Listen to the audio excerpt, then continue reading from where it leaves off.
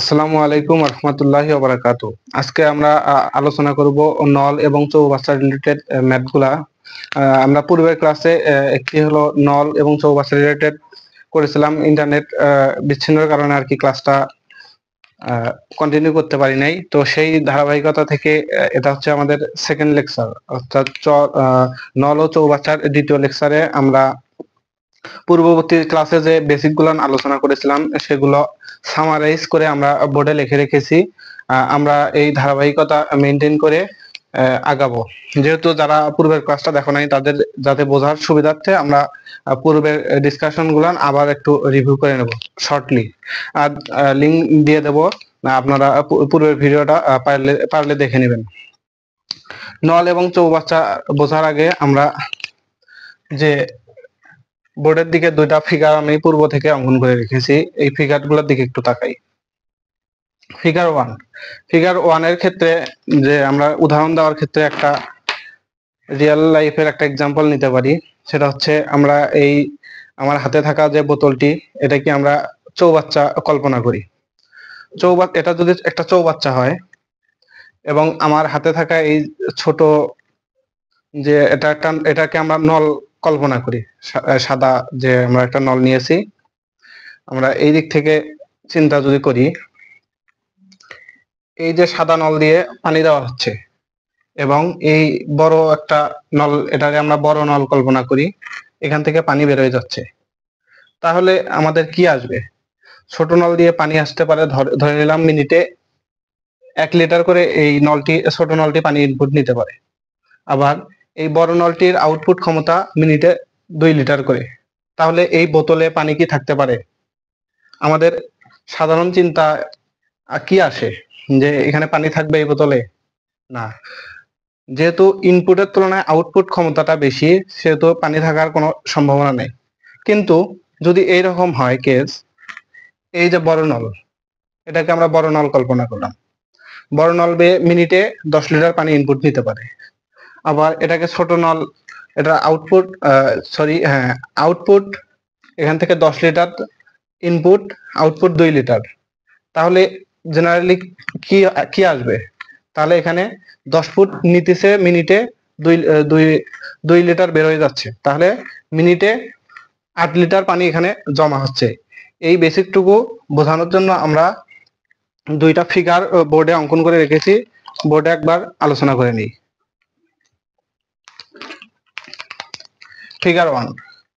Figure ওয়ানে input নল, এটি ইনপুট নল ইনপুট নিতে পারে, ধরলাম মিনিটে, আমরা মিনিটে কাউন্ট করব, দুইটা নলের ক্ষেত্রে মিনিট কাউন্ট করব। তাহলে প্রথম নলে আমরা ইনপুট দিলাম মিনিটে 3 লিটার, যেহেতু ছোট নল। আবার বড় নল, যেহেতু এটা বড় নল, তাহলে এখান থেকে আউটপুট দিতে পারে মিনিটে 5 লিটার করে। তাহলে যেহেতু ছোট নলে ইনপুট দিলাম হলো কম, আউটপুট দিলাম বেশি, তাহলে এখানে পানি জমবে না, অর্থাৎ এই ফিগারটি ফাঁকা থাকবে, এটা থাকবে সম্পূর্ণ ফাঁকা।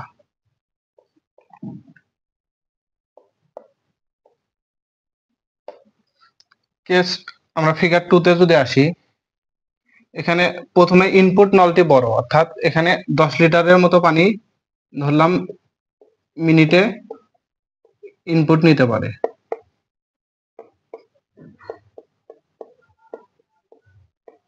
মিনিটে ইনপুট নিতে পারে 10 লিটার। আবার এখানে আউটপুট নিতে পারে ধরলাম মিনিটে 2 লিটার। যেহেতু ইনপুট দাঁতটি বড় এবং আউটপুট দাঁতটি ছোট, সেই দিকটা চিন্তা করলে দেখবো যে আমরা মিনিটে এখানে 8 লিটার পানি জমতেছে। এই 8 আমরা কেমনে কাউন্ট করলাম? প্রশ্ন আসতে পারে যে 8 আমরা কেমনে বুঝবো? তাহলে আমাদের সেই বেসিক ফর্মুলাটা এরকম হবে যে ইনপুট টোটাল পানি সমান সমান ইনপুট ইনপুট পানি মাইনাস আউটপুট পানি। এই যে ইনপুট থেকে আউটপুটটা বাদ দিলে আমরা টোটাল যে জমে থাকা পানি এটা আমরা নির্ণয় করতে পারবো। সো এতটুকু বেসিক যদি আমাদের কভার হয়, আমরা পরবর্তী যে একটা ফর্মুলা বা শর্ত কিছু বলেন যেটা আমাদের জানতে হবে প্রায়শই, এটা আমাদের ম্যাথ করতে যখন যাব তখন প্রতি ক্ষেত্রেই এই টাইপগুলা চলে আসবে। সেটা হচ্ছে আমরা পূর্ণ সংখ্যা যদি পাই, পূর্ণ সংখ্যা কি রকম, যেমন একটি 5 লিখলাম একটা, আবার 1/5 লিখলাম একটা। এটি হচ্ছে একটি পূর্ণ সংখ্যা, 5 হচ্ছে একটি পূর্ণ সংখ্যা, আর 1/5 হচ্ছে একটি ভগ্নাংশ সংখ্যা। আর আরেকটা কথা যেটা হচ্ছে আমাদের লাগবে, এই রকম নল এবং চৌবাচ্চা রিলেটেড ম্যাথগুলো করার ক্ষেত্রে সব সময় যেটা লাগবে আমাদের হচ্ছে প্রকৃত ভগ্নাংশ সম্পর্কিত ম্যাথগুলা সবসময় আসবে। অপ্রকৃত ভগ্নাংশের ম্যাথ একটিও আসবে না। কেন আসবে না? সেটা হচ্ছে আমরা মূল যে চৌবাচ্চার অংশটা, মূল অংশকে আমরা এক অংশ ধরবো। যদি এক অংশের বেশি যদি আমরা অপ্রকৃত হয় তাহলে এক অংশের থেকে বেশি আসে। এই জন্য আমাদের এই নল এবং চৌবাচ্চা রিলেটেড ম্যাথগুলা যখন আমরা সলভ করব তখন সব সময় প্রকৃত ভগ্নাংশই আসবে, অপ্রকৃত ভগ্নাংশ কখনোই আসবে না। তাই যে আমরা দুইটা শর্ত লিখে রেখেছি, একটা হচ্ছে পূর্ণ সংখ্যা। এই যে পূর্ণ সংখ্যা, এটাকে যদি বাড়াতে চাই আমাদের সব সময় আমাদের পূর্ণ সংখ্যা বাড়াতে হলে সবসময় গুণ করতে হবে। আমি যে শর্ত লিখে রেখেছি, যেমন ধরো এই যে একটি 5 সংখ্যা, এটাকে যদি আমরা 2 দিয়ে গুণ করি তাহলে সংখ্যাটি কত দাঁড়ায়? 5 দুগুণে 10। কিন্তু এটাকে যদি আমরা ভাগ করি 2 দিয়ে তাহলে কি আসবে? 2.5, তাহলে কমে গেল। সেই জন্য বলা হচ্ছে যে শর্তের মধ্যে যে পূর্ণ সংখ্যা বাড়াতে হলে গুণ করতে হয়। তাহলে এটা গেল প্রথম শর্ত। সিমিলার কেস, যদি পূর্ণ সংখ্যাকে কমাতে চায় তাহলে ভাগ করতে হবে। তাহলে পূর্ণ সংখ্যা বাড়াতে গেলে গুণ, পূর্ণ সংখ্যা কমাতে গেলে ভাগ। আবার ভগ্নাংশ সংখ্যা আমি একটি লিখে রেখেছি 1/5। আবার শর্ত দিয়েছি ভগ্নাংশ সংখ্যা বাড়াতে গেলে ভাগ। কেমন? ধরো 1/5 কে আবার আমরা 5 দ্বারা ভাগ করলাম। 1/5 কে আবার 5 দ্বারা ভাগ করলাম, তাহলে কি রকম আসে? 1/5 গুণ 5 এর নিচে 1 আছে, নিচের মধ্যে যাবে 5, তাহলে 1/25। আবার যদি ভগ্নাংশ সংখ্যা 1/5 কে যদি 5 দ্বারা গুণ করি তাহলে কি আসতেছে? 5 কাটা 1, সেটা 1 হচ্ছে 1/25 থেকে 1/25 থেকে বড়, অলওয়েজ বড়। তাই তো সত্যটা এরকম আসছে যে ভগ্নাংশ সংখ্যা বাড়াতে গেলে, আমরা যখন ভগ্নাংশ সংখ্যা বাড়াবো তখন আমাদের ভাগ করতে হবে। ভগ্নাংশ সংখ্যা বাড়াতে গেলে ভাগ করতে হবে। আবার ভগ্নাংশ সংখ্যা যদি আমরা কমাতে যাই তখন গুণ করতে হবে। কেন ভাগ করতে হবে, কেন গুণ করতে হবে, এক্সাম্পলের মাধ্যমে আশা করি আগে ক্লিয়ার করতে পেরেছি।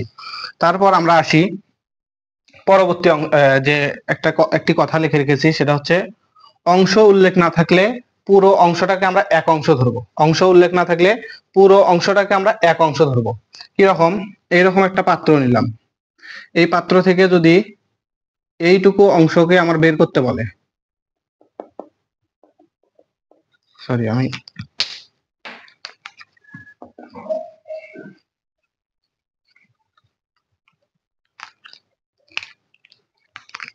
এটা আমরা একটা পাত্র কল্পনা করি।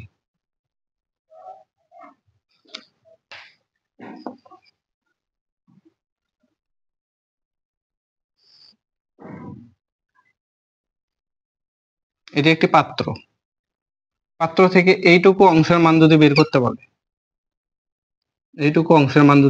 বলে, তাহলে আমরা কিভাবে বের করব? এইটুকু অংশের মান ধরলাম আমরা এক্স। যদি এইটুকু অংশের মান মানে এক্স হয়, তাহলে আমরা পুরো পাত্রের এইটুকু অংশ, এই বাকি অংশগুলা কিভাবে নির্ণয় করব? মানে ভিতরের বৃত্তটি ছাড়া বাকি অংশটা কিভাবে নির্ণয় করব? এই বাকি অংশটা কিভাবে নির্ণয় করব?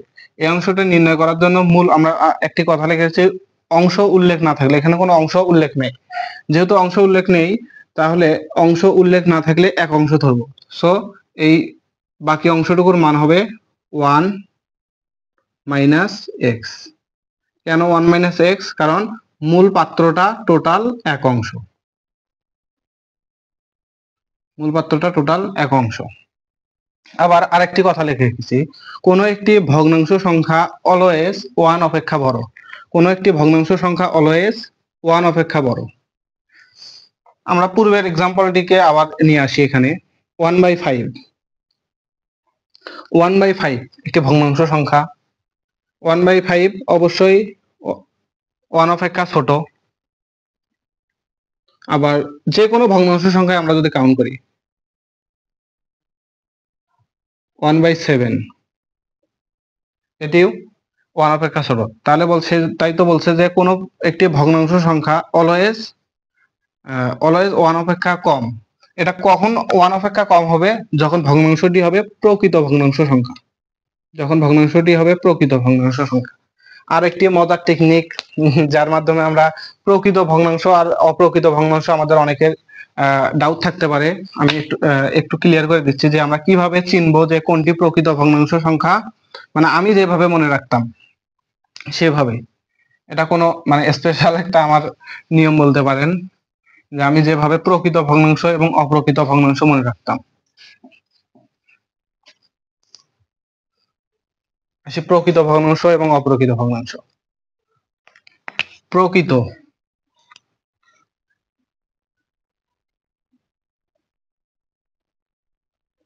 আর অপ্রকৃত।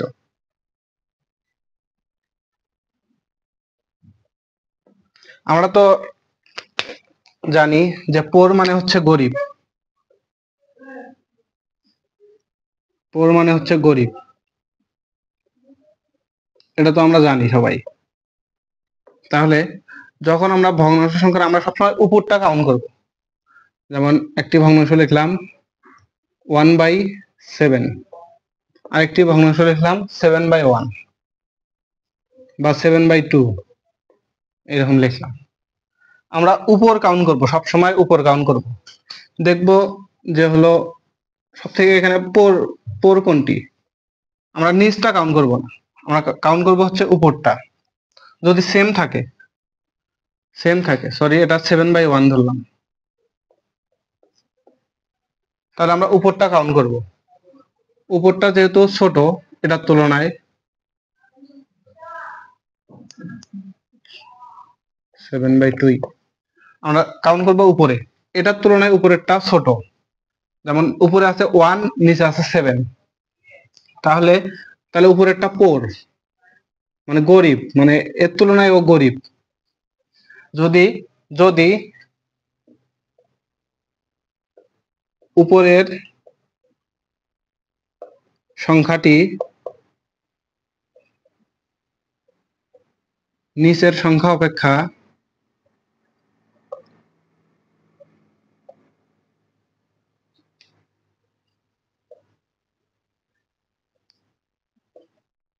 পোর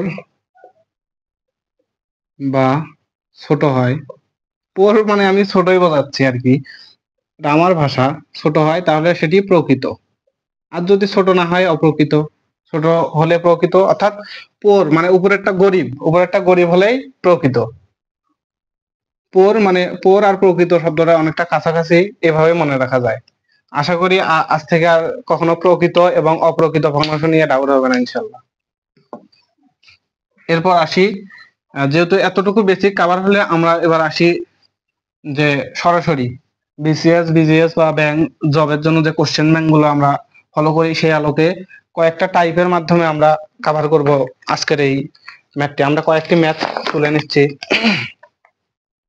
টাইপ ভিত্তিক আমরা ম্যাথগুলা যেহেতু সলভ করব, সেই জায়গা থেকে প্রথম ম্যাথটি আমরা তুলে নিচ্ছি। Math 1, type 1। টাইপ 1 এ বলা আছে যে দুটি নল একত্রে খোলা।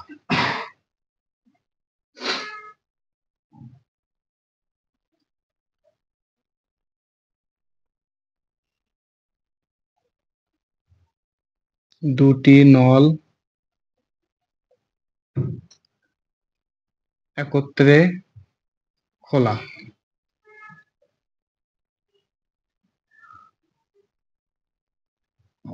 দুটি নল একত্রে খোলা থাকলে আমরা কিভাবে ম্যাথ করব? ম্যাথ নাম্বার 1,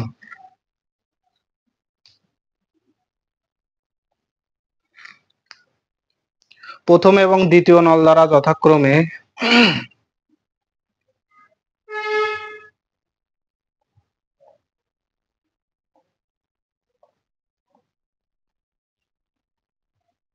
প্রথম এবং দ্বিতীয় নল দ্বারা যথাক্রমে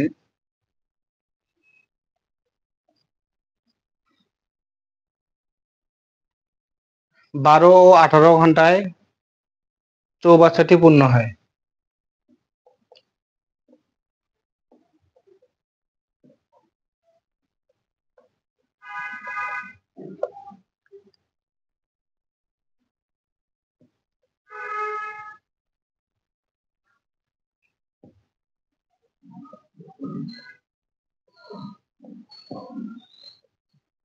পূর্ণ হয়।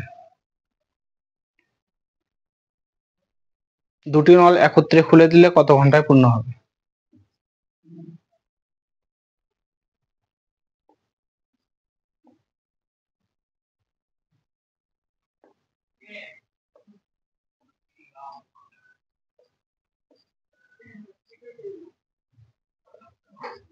দুটি নল একত্রে খুলে দিলে কত ঘন্টায় পূর্ণ হবে?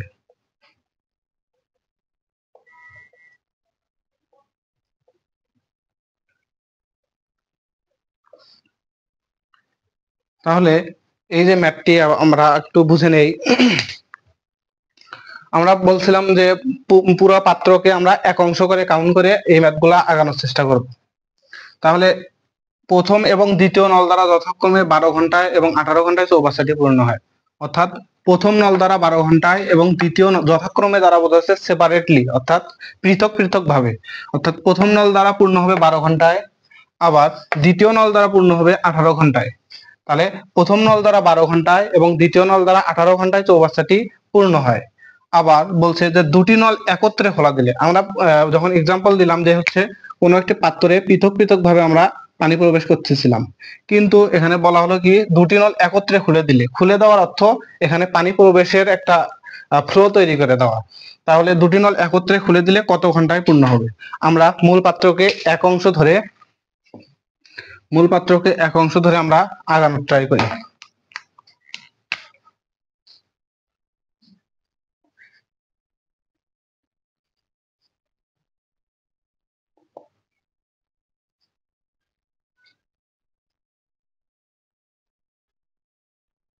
প্রথম নল দ্বারা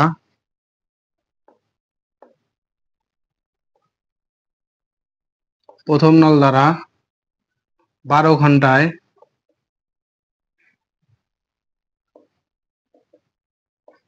পূর্ণ হয় এক অংশ।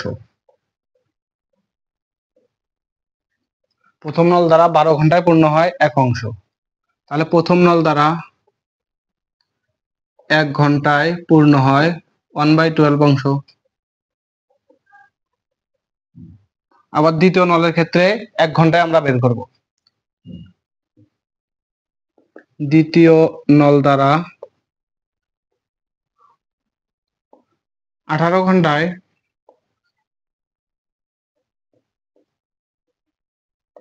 পূর্ণ হয়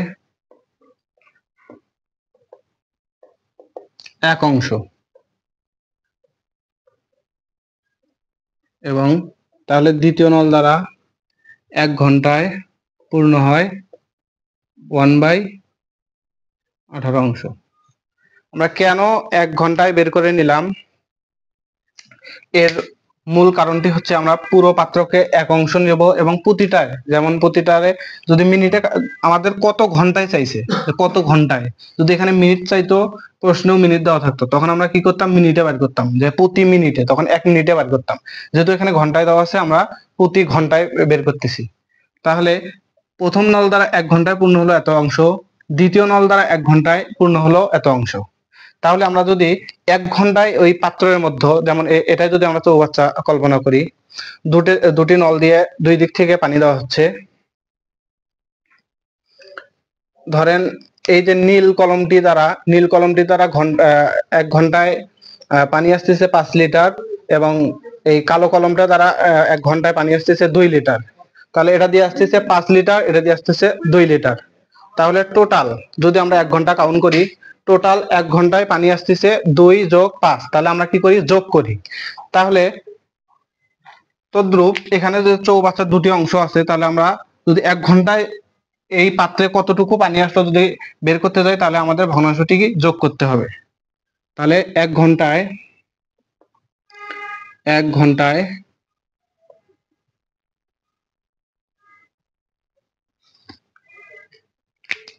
একত্রে পানি আসে, দেখলাম ঘন্টায়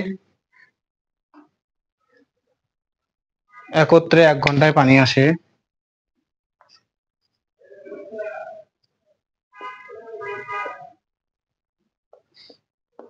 একত্রে 1 ঘন্টায় পানি আসে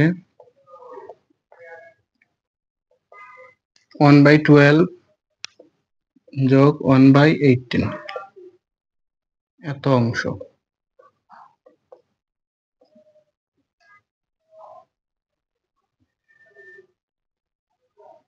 তাহলে আমরা একটা লসাগু নেই।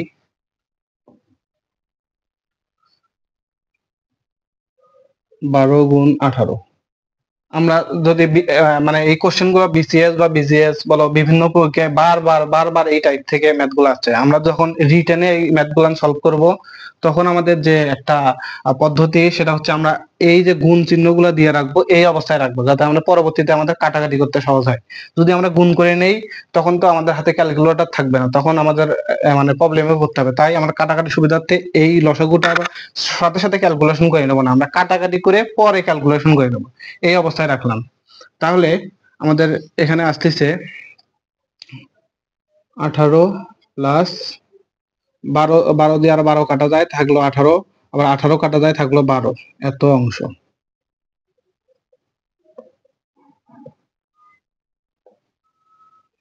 তাহলে 30/12 গুণ 18, এত অংশ চাইছে কি, কত ঘন্টায়, আমরা ঘন্টায় চাইছে।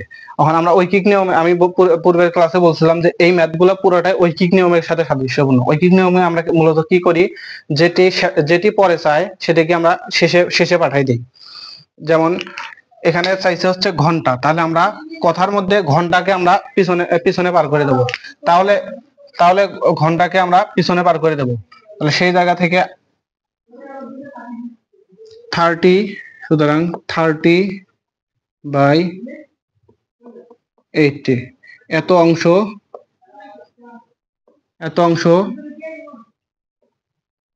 পূর্ণ হয়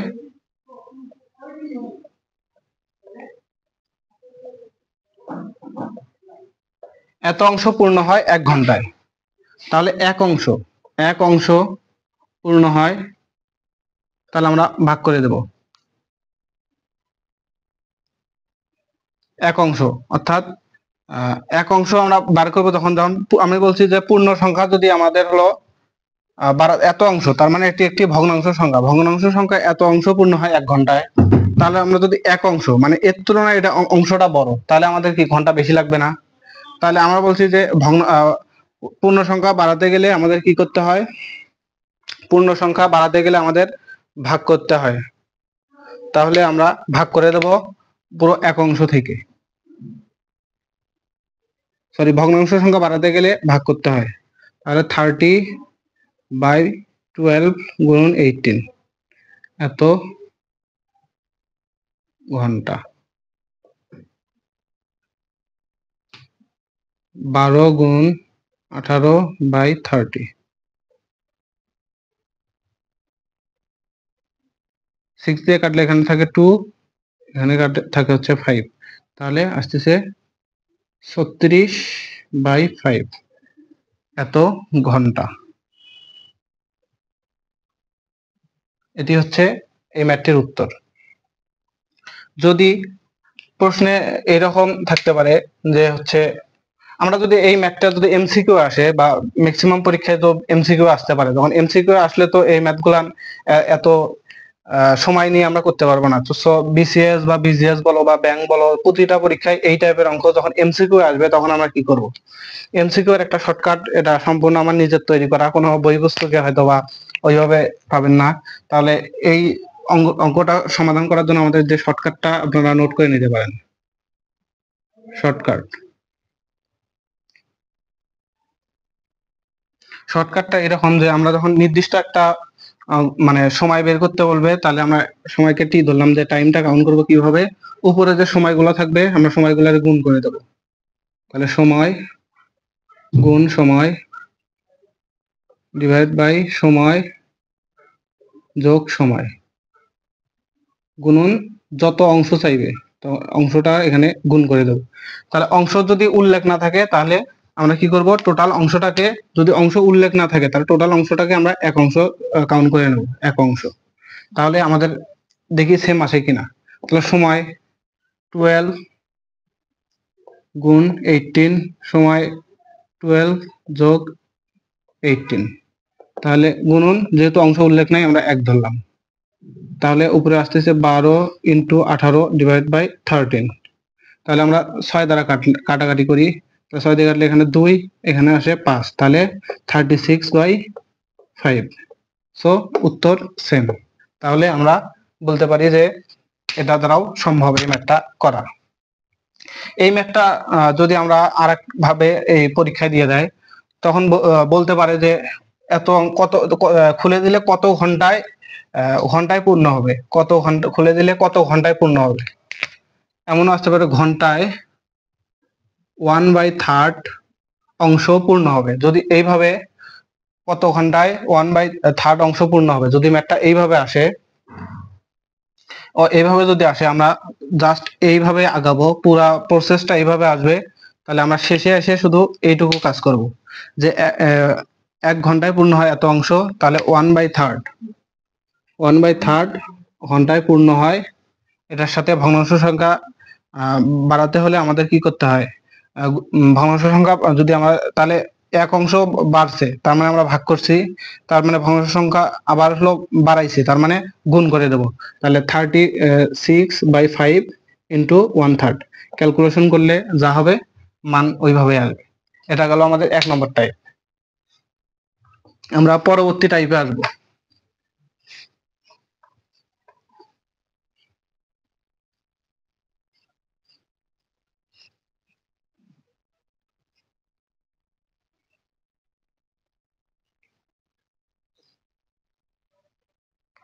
টাইপ 2 তে কি বলা আছে,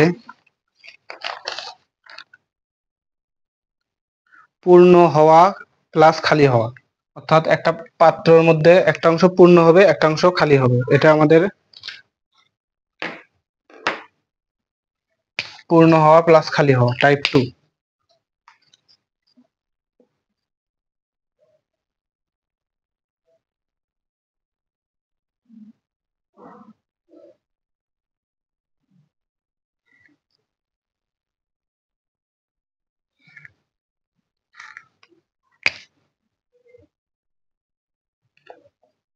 পূর্ণ প্লাস খালি, অর্থাৎ দুইটা কেস এইরকম ভাবে আসবে, যে একটা অংশ হবে পূর্ণ, একটা অংশ হবে খালি।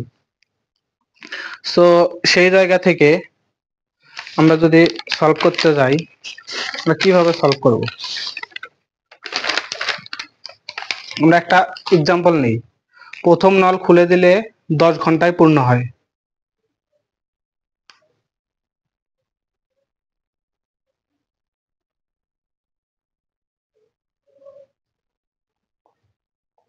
নল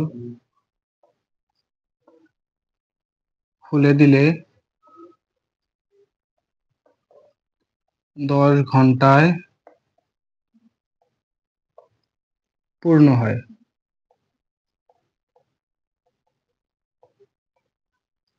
আবার দ্বিতীয় নল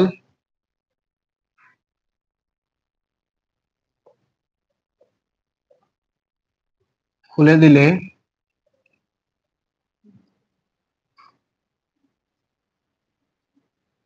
15 ঘন্টায় 15 ঘন্টায় খালি হয়।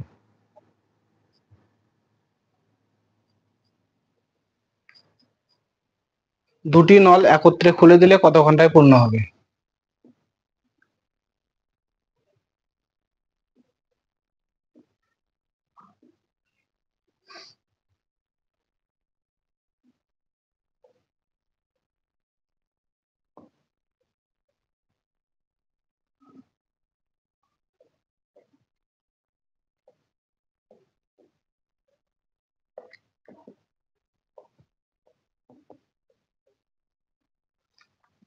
দুটি নল একত্রে খুলে দিলে কত ঘন্টায় পূর্ণ হবে এটি বলছে। এবার একটু ডিফারেন্স কেস, সেটি হচ্ছে আমরা আবার এক্সাম্পল হিসেবে এই বোতলটা কাউন্ট করি। এই বোতলটায় কি বলা হলো যে একটি হচ্ছে নল দ্বারা পানি আসতেছে, ধরে নিলাম এই যে বড় একটি, আমার হাতে যে বড় পাইপটি দেখতে পাচ্ছেন যে এটা একটি বড়, এটা দ্বারা পানি আসতেছে। একটা অংশ পানি এই পাশে আসতেছে, আবার একটা অংশ পানি এই পাশ দিয়ে বেরোয় যাচ্ছে। তাহলে একটা দিয়ে ঘন্টায় আসতেছে 10 লিটার এবং বেরোয় যাচ্ছে 2 লিটার। তাহলে আমাদের হাতে মানে এই বোতলে সঞ্চিত পানির পরিমাণ কত হবে? আসতেছে 10, যাচ্ছে 2, সিম্পলি আমরা যদি চিন্তা করি তাহলে জমার পরিমাণ হবে 8 লিটার। সেটাই বলছে যে প্রথম নল খুলে দিলে ঘন্টায় 10 লিটার পানি পূর্ণ হয়, আবার দ্বিতীয় নল খুলে দিলে ঘন্টায় 18, সরি মাত্রা তুলতে ভুল হচ্ছে একটু,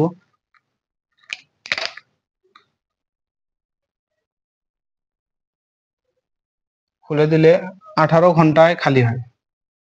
15 ঘন্টায় খালি হয়, 1 ঘন্টায় লিখে দিচ্ছি, 15 ঘন্টায় খালি হয়। দুটি নল একত্রে খুলে দিলে কত ঘন্টায় পূর্ণ হবে? আমরা সিম্পলি সমাধানটা আগের মতোই হবে।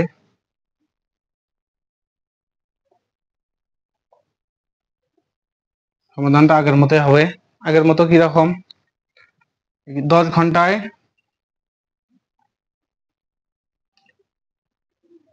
প্রথম নল 10 ঘন্টায় পূর্ণ হয়। প্রথম নল 10 ঘন্টায় পূর্ণ হয় 1 অংশ। তাহলে প্রথম নল 1 ঘন্টায় পূর্ণ হয় 1/10 অংশ। দ্বিতীয় নলের ক্ষেত্রে দ্বিতীয় নল 15 ঘন্টায় খালি হয়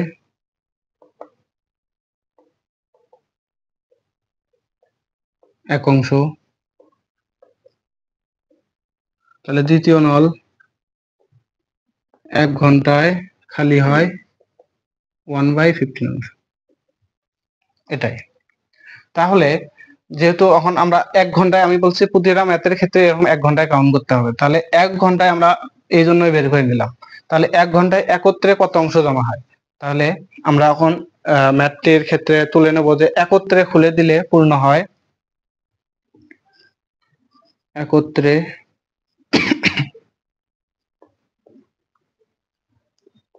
একত্রে খুলে দিলে পূর্ণ হয় 1/10 বিয়োগ 1/15 এত অংশ। কেন বিয়োগ করলাম? এবার কেন বিয়োগ করলাম? আপনাদের প্রশ্ন থাকতে পারে যে পূর্বের ম্যাথটা আমরা যোগ করলাম, এবার কেন বিয়োগ করলাম?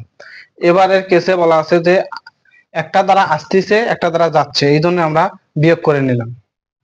তাহলে আমরা সেম কেস আবার লসাগু করে নেব।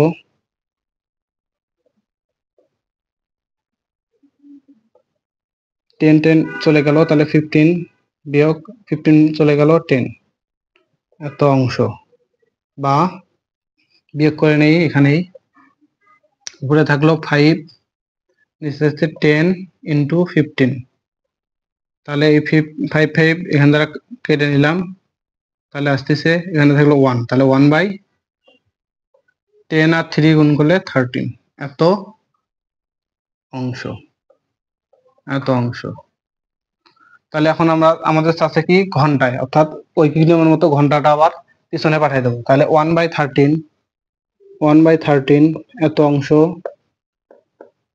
অংশ পূর্ণ হয়,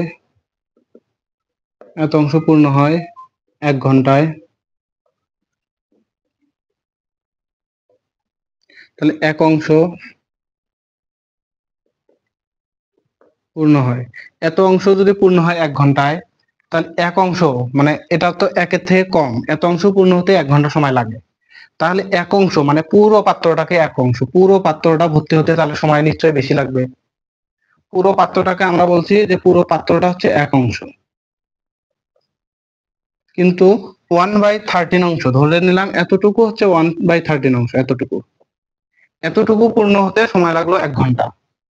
তাহলে পুরো পাত্রটা, অর্থাৎ এই পুরো পাত্রটা তাহলে ভরাট করতে আমাদের সময় কত কত লাগবে? নিশ্চয়ই এতটুকু পুরো পাত্রটা ভরাতে আমাদের সময় বেশি লাগবে। তাহলে আমরা পূর্বে যে সূত্রটা লিখে দিয়েছিলাম যে ভগ্নাংশ সংখ্যা বাড়াতে হলে ভাগ করতে হয়, তাহলে এটা একটা ভগ্নাংশ সংখ্যা, এটাকে আমরা বাড়াচ্ছি এক দ্বারা, এই ভগ্নাংশ সংখ্যাতে আমরা কি করতেছি? বাড়াচ্ছি, তাহলে আমাদের ভাগ করতে হবে।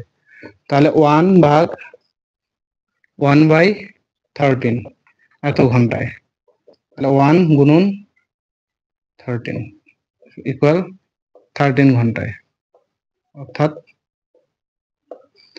13 ঘন্টায় এই পুরো অংশটা পূর্ণ হয়। এই ম্যাথটি এরকম একটা শর্টকাটের মাধ্যমে করা যায়, যেটা আমরা ওই নিয়মেই করব, যে হচ্ছে টাইম করব হচ্ছে সময়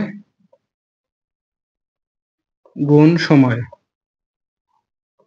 ডিভাইড বাই সময় বিয়োগ সময় গুণন অংশ, এতটুকু। তাহলে এই অংশটা কি রকম হবে? এই যে আমরা নিচে সময় থেকে সময় বিয়োগ করব, এই সময়টা কখনোই ঋণাত্মক যেন না আসে, এইদিকে আমাদের খেয়াল করতে। এই জায়গায় একটু ব্যতিক্রম, যে এই জায়গায় যে আমরা সময়টা আমরা বাদ দেব, যে সময় থেকে সময়, যেন যেন বড় সময় থেকে আমরা ছোট সময় অবশ্যই বাদ দিই। যদি আমরা ছোট সময় থেকে বড় সময় বাদ দিতে যাই, তাহলে কখনোই সঠিক উত্তর আসবে না। তাহলে বড় সময় থেকে ছোট সময় আমাদের বাদ দিতে হবে। তাহলে আমরা সেইভাবে করে দেখার চেষ্টা করি। টাইম টি, সময় গুণ সময়, সময় দেওয়া আছে 10 × 15, তাহলে 15/10,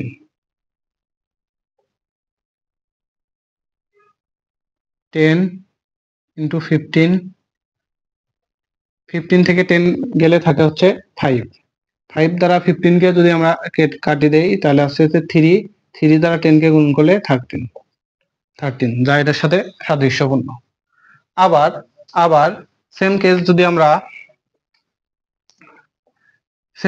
এই ম্যাথটারও এরকম আসতে পারে, যে কত ঘন্টায় 1/3 অংশ পূর্ণ। এই ম্যাথটার ক্ষেত্রে এরকম আসতে পারে। তখন আমরা সেম কাজ করব, যে পূর্বের ন্যায়, যে এত 1 ঘন্টায় কত অংশ পূর্ণ হলো, তাহলে 1/3 ঘন্টায় 1/3 অংশ পূর্ণ হবে। তাহলে এটা এখানে ভাগ হচ্ছে, তাহলে এতটুকু অংশ আবার গুণ হয়ে যাবে 30 সাথে, তাহলে 10, এই 10 ঘন্টায় পূর্ণ হবে। আবার এই ম্যাথটাও এই 1/3 এখানে বসাই দিয়ে দেখি, যে বড় সময় টি সমান সময় গুণ সময়, তাহলে 10 × 15 ডিভাইড বাই 15 - 10 গুণ 1/3। দেখি আমাদের 10 আসে কিনা, কারণ ক্যালকুলেশনের পালা। তাহলে 10 × 15/5 × 1/3, এখান দিয়ে যদি কেটে দেয়, তাহলে 3, তাহলে হচ্ছে 3 দ্বারা 10 কে গুণ করলে 13/3 = 10, যা এখানেও 10 আসে। সো আমরা বলতে পারি যে আমার এই শর্টকাটের মাধ্যমেও চাইলে এই বড় বড় ম্যাথগুলা ইজিলি সলভ করা সম্ভব। তাহলে আজকের ক্লাস এই পর্যন্তই, যে আমরা চেষ্টা করেছিলাম যে পূর্বের ক্লাসের সাথে অ্যাডজাস্ট করে দুইটা টাইপ আমরা সলভ করলাম। যদি আপনাদের কোনো প্রশ্ন থাকে আপনারা আমার কমেন্টে জানাতে পারবেন, যে আমরা চেষ্টা করব যে এই ম্যাথ গুলা, যদি আপনাদের অনেক সমস্যা থাকবে যেমন বিসিএস বা বিজিএস এর কোশ্চেন ব্যাংক এই অধ্যায় থেকে আপনারা সলভ করবেন, যারা বিভিন্ন জব পরীক্ষার জন্য সলভ করবেন বা সলভ করতে গিয়ে দেখলেন যে বিভিন্ন মানে সমস্যার সম্মুখীন হচ্ছেন, আমাকে কমেন্ট করবেন। আমি একজন স্টুডেন্ট মানুষ, পড়াশোনার পাশাপাশি আর কি চেষ্টা করি, চেষ্টা করব আপনাদের সমস্যাগুলো সমাধান করার। আজকের ভিডিও এই পর্যন্তই। আসসালামু আলাইকুম ওয়া রাহমাতুল্লাহি ওয়া বারাকাতুহু।